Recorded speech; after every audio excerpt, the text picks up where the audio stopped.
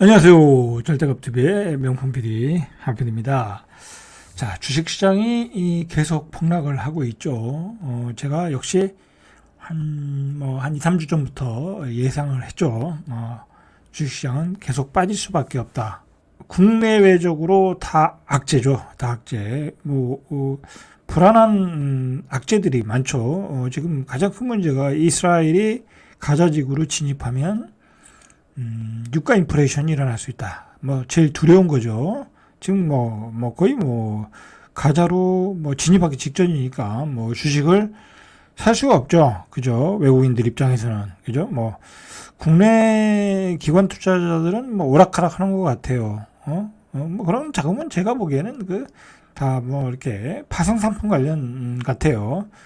가끔 외국인이 사는 것도 파생상품이고, 줄기차게 팔고 있다. 올라갈 수 있는 어떤 분위기가 아니다라는 거예요. 자, 그런 분위기에 맞춰서 지금 시장을 뒤흔드는 게 금리죠. 그죠? 미국의 국채 금리가 시스템이 고장난 것 같다. 답을 찾을 수가 없다. 어디가 문제인지. 지금 우리나라에서 난다긴다는 그런 채권 전문가들이 있잖아요. 오건영 팀장 같은 사람들. 그 사람 채권에 관한 그 사람이 대한민국에서는 그래도 최고잖아요. 자, 그 사람이 하는 얘기가 답을 찾을 수 없다라는 거야. 그죠? 도대체가 왜 저러는지 모르겠다. 자, 왜 그러는지 모르는 게 아니라 답이 있어요, 사실. 그렇게 또 알려진 사람들은 이렇게 함부로 얘기할 수 없는 부분이 있잖아요. 그죠? 함부로 얘기할 수 없는 부분. 파급력이 있으니까. 자, 그 답은 이거예요, 일단은. 장기적으로 보면 미국의 재정 적자가 올해 23% 증가해서 2,300조 원, 그죠? GDP의 6.3%라는 거야. 23%가 증가했다는 거야. 2,300조 원. 와, 어마어마하죠. 재정 적자가 이렇게 늘어났다는 거예요. 근데 재정 수입은 감소하고 고금리에 따른 이자 비용이 증가하니까 이렇게 늘어났다. 자, 미국이 돈을 푸는데 돈은 하늘에서 떨어지는 것도 아니고 땅에 솟는 것도 아니잖아요. 그죠? 국채를 발행해야 되는데 국채를 사줄 세력들이 없다. 저거 미국 돈은 저거 잘못하면 현금 쓰레기다. 그렇게 될 수 있으니까 그런 두려움으로 인해서 이제 적극적으로 사는 나라들이 줄어들었다. 특히 중국 같은 경우. 자, 그런 문제가 미국의 금리 채권 시장을 흔들고 있다는 거야. 자, 이렇게 미국의 재정 적자가 늘어나는 것은 우리가 지금 미국의 정세를 보면 알 수 있죠. 그죠? 바이든 대통령이 의회에 우크라이나 지원을 해서 600억 달러, 이스라엘에 140억 달러, 미국의 어떤 경찰국 가치를 또는 패권국을 유지하기 위해서 이렇게 많은 돈을 쏟아붓고 있기 때문에 재정 적자가 일어나고 있다. 자, 뉴욕타임즈에 따르면 미국 국가부채는 올해 33조 달러를 넘어서, 여러분 33조 달러면 코비드 이후에 미국이 돈을 많이 풀었잖아요. 제가 알기로 그때 2조를 풀었다고 그래요. 2조를. 근데 미국의 국가부채가 33조 달러다. 그러니까 미국은 뭐랄까요, 기축통화국이니까 그냥 막 만들어서 그냥 세계로 뿌린 거야. 자, 그게 결국은 이렇게 많이 뿌린 돈이 인플레이션을 일으킨 거예요. 그 인플레이션이 지정학적 위기를 일으킨 거야. 그죠? 우크라이나 같은 데서 전쟁을 일으키고. 자, 이건 제가 하는 얘기가 아니에요. 저명한 경제학자들이 우크라이나 전쟁의 기원을 쫓아가 보면 미국의 달러와도 관련이 있다. 엄청나게 풀어댄 달러. 그 달러가 세계 각국으로 가면서 인플레이션을 일으키고 거품을 만들잖아요. 거품을 만들다 보면 그게 자본주의에서 어떤 뭐랄까요, 자본주의 문화잖아요. 그게. 그거에 대해서도 이제 우크라이나가 서방에 붙고 그러면서 이제 전쟁이 났다. 그런 얘기 같아요. 자, 이렇게 늘고 있는데 앞으로 10년간 예상되는 순이자 비용만 10조 6천억 달러. 자, 여러분. 그러니까 우리가 인플레이션이라는 것은 결국 어디에서 오겠어요? 결국은 두 가지야. 지금까지 내용을 보면 원유 가격의 급등, 그죠? 그러면 인플레이션이 올 수밖에 없죠. 그죠? 물가가 올라가니까. 그리고 화폐가 너무 많아지면 인플레이션이 오겠죠. 많아지면 인플레이션이 오는 거예요. 그죠? 많아지면. 근데 미국이 앞으로도 더 많은 달러를 풀 가능성이 있다. 자, 그러니까 연준은 뭐 미국이 중장기적으로 계속해서 달러를 풀 수밖에 없는데 연준마저 금리를 내리면 어떻게 되겠어요? 이거는 통제가 안 되는 거야. 그죠? 통제가 안 되는 거라니까. 그래서 제가 얘기하잖아요. 연준은 금리를 올릴 수밖에 없고 당분간 유지할 수밖에 없다. 물가가 잡힐 때까지. 만약에 연준마저 그런 역할을 안 한다고 하면 미국의 달러는 그냥 종이 쪽지가 될 수 있는 거야. 그리고 미국은 패권을 잃을 수 있고, 그죠? 미국에 대한 신뢰를 잃어버리는 거니까. 그러니까 연준이 결국은 미국의 패권을 위해서도 달러의 가치를 유지할 필요가 있다. 금리를 고금리로 당분간 갈 수밖에 없다라는 거야. 그게 연준의 운명이에요, 사실은. 뭐 그런 것도 모르고 계속 뭐 금리 내려야 된다, 어쩌고저쩌고 하는 거는 그건 월가의 투자자들이 하는 얘기죠. 그죠? 월가의 투자자들. 자기들이 채권 사놓고 죽겠는 거야. 그죠? 자기들 옛날에 채권 사놨으면 지금 다 폭락했을 거 아니야. 초당파 정책센터의 켄트 고레드 수석 연구원도 재정 문제가 완전히 궤도를 이탈했다. 이게 그 얘기예요. 답이 없다라는 거야. 답이 없다. 당분간 답이 없다라는 얘기야. 그죠? 심각한 상황이죠. 그죠? 우리가 이런 경우를 우리가 살면서 처음 당하는 거예요. 그죠? 미국이 이런 재정적인 문제를 우리가 뭐 과거에 언급이나 됐어요? 근데 처음 당하는 거야. 그리고 미국에 대항해서 저렇게 중동에서 전쟁을 일으키고, 그죠? 그것도 우크라이나하고 관련이 있는 거니까 어떻게 보면 우크라이나 전쟁도 지금 문제고, 그죠? 이런 상황을 우리가 처음 당하고 있고, 이런 상황이 결국 우리 국가 경제에도 심각한 영향을 준다라는 거예요. 줄 수밖에 없죠. 자, 오늘 한국은행 총재가 국회에 나갔어요. 국회에 나가서 국회 기획재정위원회에 나갔는데 국정감사를 하는 것 같아요. 거기서 국회의원이 물어봤어요. 지금이 경기 침체냐라고 물어봤어요. 자, 그러니까 답변했어요. 한국은행 총재가 경기 침체가 맞다. 성장률이 잠재 성장률을 밑돌고 있다. 지금 올해 경제 성장률 전망치가 1.4%인데 잠재 성장률보다 낮다. 1.4%도 안 된다. 여러분, 우리가 지금 물가가 올라가고 금리가 물가하고 금리는 똑같은 거니까 비슷한 거니까 성장이 수치가 그러면 한 5%라고 그러면 물가 상승률이 인플레이션이 5%라고 하면 4%에서 5%라고 하면 경제 성장률이 1%야. 이거는 완전히 경기 침체지. 왜냐면 물가는 5% 올랐는데 그럼 경제 성장률도 5%가 올라야지. 사람들이 소비가 안 했다는 거잖아. 경기 침체라고 이야기했어요. 지금 여러분 경기 침체인데 고분양가에 막 집 사고 투기하러 다니고 그럴 때는 아니라는 얘기 아니라 한국은행 총재도 계속 경고를 하고 있어요. 그죠? 근데 또 이런 얘기도 있어요. 재밌는 얘기를 했는데 이게 참 이율배반적인 얘기야. 집값이 고점보다 30% 이상 떨어지면 금융 PF로 다 망한다. 어려움이 있을 거라 뭐 다 망한다는 얘기니까. 그러니까 이건 뭐냐면 지난 윤석열 정부에서 집값이 떨어지는 것을 막은 이유가 여기 있는 거야. 만약에 30% 이상 떨어졌다고 하면 PF가 일단 망할 거고 부동산 PF가 그러면 그 PF 자금을 빌려준 은행들 또는 뭐 증권사들 이금융권, 뭐 상금융권들이 다 날아간다는 얘기야. 뭐 새마을공 같은데. 그런데 그걸 막았잖아요. 그죠? 윤석열 정부에서.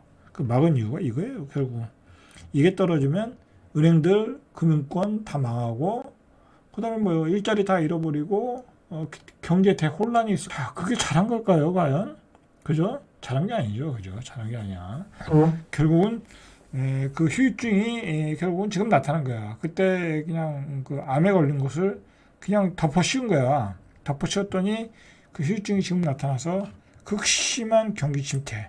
그 다음에 역시 망하는 거지. 망할 게 없으면 망하는 거지. 그죠? 뭐 지금 뭐 부동산 경기가 좋다고 해도 분양 시장이 좋다고 해도 뭐 전국이 다 잘 되는 거 아니잖아요. 그죠? 지방도 잠깐 뭐 입지 좋은 데만 조금 되다가 뭐 그것도 이제 앞으로 잘 된다는 보장도 없고 그리고 뭐 입지가 시원찮은 곳들 뭐 가격이 뭐 그런데 비싼데 그런 건 또 분양도 안 되고 그죠? 그리고 서울시장에서도 이제 고분양가에 대한 피로감이 나와서 줍줍으로 그죠? 무순위 청약으로 쏟아져 나오고 그죠? 그런 거야. 지금 뭐 그렇게 쉽지 않은 상황이에요. 보세요. 자, 그런데다가 지금 골마 터지는 게 어디서부터 골마 터지냐면 이 다중채무자, 그죠? 이제 우리가 다중채무자하면 뭐 한 금융권 한 세 군데서 돈을 빌려 쓴 사람들, 그런 사람들을 다중채무자라고 하는데, 자, 이제 금리 한 8% 정도에, 자, 이런 사람들이 역대 최대를 기록하고 있는데, 전체 가계대출자의 22%가 다중채무자라는 거야, 여러분. 그러면 그냥 다중채무자는 다 부도난다. 그러고 보면 10명 중에 2명이 부도난다는 얘기야. 부도의 위험성이 가장 크다라는 그 상황에서 대출금리가 7%를 넘어 8%를 향해 가고 있다라는 거죠. 그죠? 그리고 가계대출 증가세는 사그라들 기미가 안 보인다. 여러분 이게 왜 그러겠어? 다중채무자들이 계속 돌려막기 하고 있는 거야. 돌려막기. 그동안 국가에서 특례보금자리로 만들어가지고 무너지는 집값을 방어하려고, 그죠? 그렇게 해서 시장을 어떻게든 봉합을 했는데 결국은 그게 이제 후유증으로 나타나는 거죠. 왜냐하면 집값이 안 오르잖아. 더 이상 안 오르니까 이 사람들이 지금 대출받아 집을 산 사람들이 어떻게 보면 지금 DSR 규제로 한 60%, DSR 60% 정도라고 그래요. 그러면 자신들의 소득의 60%를 대출금으로 갖고 있다는 거야. 대출금, 이제 원금과 이자로 갖고 있다는 거야. 그러면 40% 가지고 생활을 하잖아. 그죠? 뭐 40% 가지고 생활이 되겠어요? 그죠? 그러니까 다 죽으려고 한다. 근데 그나마 집값이 올라가면 위로라도 되는데 집값은 올라갈 일이 없어. 그죠? 요즘 매수세가 싹 죽었어. 매수세가 싹 죽었어. 팔고 싶은 분들은 지금은 호가를 낮추어서 파셔야 돼. 빨리 파셔야 돼. 왜냐면 이게 당분간 오래 갈 거라고. 그죠? 만약에 DSR 60%에서 한 7%대 금리를 여러분들이 한 3년만 낸다고 해봐. 그냥 파산이야, 파산. 제가 보기엔 한 10집 중에 3집은 파산이야, 파산. 집값은 안 오르고. 이런 상황에서 지금, 그 대출금리죠. 대출금리 하단이 4%대, 그리고 상단이 뭐 한 7%대, 이미 육박했다라는 얘기고. 자, 그리고 이제 은행들 입장에서도 조달 비용이 계속 올라가고 있어. 지금 여러분들 은행 가면은 정기예금 금리가 4%대, 이거 한 몇 달 전만 해도 한 3.5%밖에 안 줬거든요. 근데 가면 이제 4%대 받는 거야. 그죠? 그럼 채권은 한 5%대. 그러면 여러분 뭐 주식하기도 요즘 쉽지 않은데 뭐 그렇다고 뭐 취득세 뭐 7% 8% 내면서 집 더 살 필요도 없고, 그죠? 5%대의 예금금리를 예금 통장에 돈을 넣으시면 그것도 좋은 재테크라고 볼 수 있죠. 자, 문제는 이제 이 예대금리가 올라간다는 얘기는 은행들의 조달금리가 올라간다. 조달금리가 올라가면 은행들의 담보대출금리도 올라간다. 라는 거죠. 변동금리 기준으로 볼 때. 이렇게 가계대출이 눈덩이처럼 늘어났어요. 눈덩이처럼 늘어났는데 이 늘어난 이유는 뭐냐. 9월 말 대비 3조 4천억 늘어났고, 증가폭은 2021년 10월, 이때가 영끌 했을 때죠. 영끌 했을 때도 3조 4천억이 늘어났네. 그러니까 또 영끌했다는 얘기야. 그죠? 국가에서 뭐 그냥 다 풀어줬잖아. 15억 이상 풀어줬지. 특례보금자리론 풀어줬지. 거기에 또 물 만난 고기처럼 그냥 은행들이 50년 만기 대출 만들어서 또 풀었지. 그죠? 또 한 번에 영끌을 친 거야. 영끌을 친 거야. 다 물렸어, 이제. 다 물렸어. 이제 연말은 또 작년 연말과 같은 폭락 사태가 올 가능성이 있다라고 저는 예상합니다. 자, 이 와중에서 다중채무자가 사상 최대다라는 얘기예요. 이거 중요한 얘기예요, 지금. 올해 국회에 제출한 이제 가계대출 현황 자료에 따르면 이제 양경숙 더불어민주당 의원이 제출한 건데, 올해 2분기 말이에요. 뭐 3분기는 더 되겠네. 다중채무자가 448만 명이래.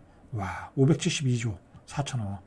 여러분, 다중채무자가 대한민국의 거의 한 11분의 1, 그죠? 한 10명 중에 11명 중에 1명이 다중채무자라는 거야. 이거 심각한 거죠. 그죠? 이거 심각한 거야. 심각한 거야, 이거. 아주 심각하게 받아들여야 돼요. 그래서 전체 가계대출에서 한 22.6%, 그리고 이들의 평균 총 부채, 이건 전체 같아요. 뭐 전체인지. 자, DSR 기준으로 한 61%, 그러니까 소득의 60% 이상을 원리금 상환에 힘쓰고 있다. 자, 다중 채무자이면서도 저소득 또는 저신용 상태인 취약차주의 대출도 전체 취약차주 대출액의 68.2%를 차지하고 있다. 64조 9천억, 한 65조 정도가 취약차주 대출이라는 거예요. 다중채무자 중에. 자, 이렇게 많은 부분이 아주 위험한 선상에 있다. 자, 이창용 총재가 또 뭐라고 그랬냐면 가계 부채가 안 잡히면 금리 인상을 고려하겠다라는 얘기를 또 했어요. 국회 나가선 얘기죠. 뭐 그죠? 그러니까 부동산 정책이 먼저가 아니라 이제 물가, 그다음에 가계 부채가 중요하다.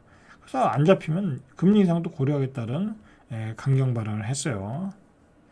그래서 이 총재는 부동산 불안으로 완화됐던 규제 정책을 다시 타이트하게 먼저 하고, 그래도 가계부채 증가세가 잡히지 않으면 심각하게 금리 인상을 고려해야 된다. 자, 이게 정부의 기조가 이렇게 바뀌었어요. 그죠? 정부의 기조가 바뀌었다. 자, 우리는 정부의 기조를 읽을 필요가 있어요. 그죠? 이제 돈줄을 조이겠다라는 거예요. 돈줄을. 자, 오늘은 여기까지. 이상 절대값TV의 명품 PD 한 PD였습니다.